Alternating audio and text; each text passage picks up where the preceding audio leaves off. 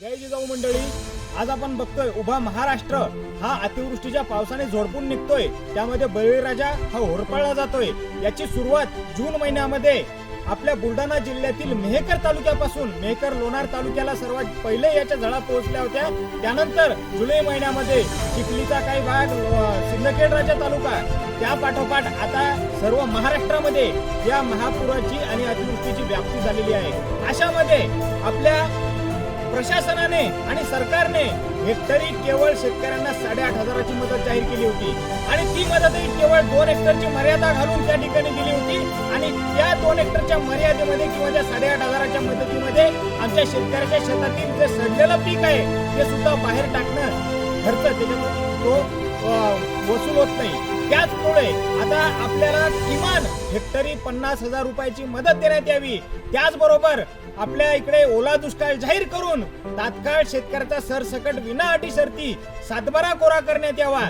त्याचबरोबर जे आमच्या बुलढाणा जिल्ह्यातील प्रलंबित पीक विमे आहेत त्याच्यासाठी आपण वारंवार पाठपुरावा केलेला आहे। त्यासाठी आपण मुख्यमंत्री कार्यालयाला जिल्हा प्रशासनाच्या सहीनिशी आपल्या पावत्या वेळोवेळी वेगवेगळ्या गावचे गट्टे करून त्या सहीनिशी पाठवलेले आहेत। त्याचं सुद्धा काय झालं हा पाठपुरावा करण्यासाठी, त्याचबरोबर ई पीक पाहणीमध्ये आमच्या शेतकऱ्याला येत असलेल्या अडचणी, त्यामुळे आता तलाठ्यामार्फत पीक करा भरून आमची ई पीक पाहणी करण्यात यावी।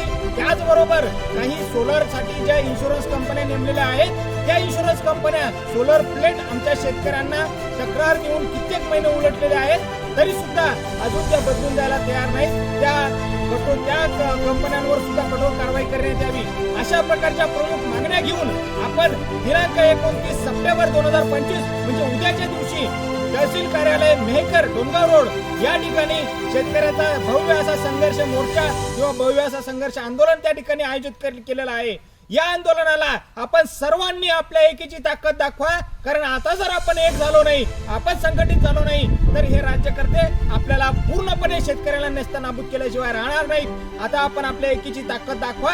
आपल्याला जर आपला मदत जास्तीत जास्त मिळवून घ्यायची असेल तर उद्याच्या आंदोलनाला सर्वांनी बहुसंख्येने पाठिंबा द्या। त्याचबरोबर ज्या ज्या शेतकऱ्यांच्या पीक विम्याच्या पावत्या हे त्यांच्याकडे असतील, अजून पीक विमे मिळाले नसतील, त्यांनी आपल्या पावत्या सुद्धा सोबत ठेवा।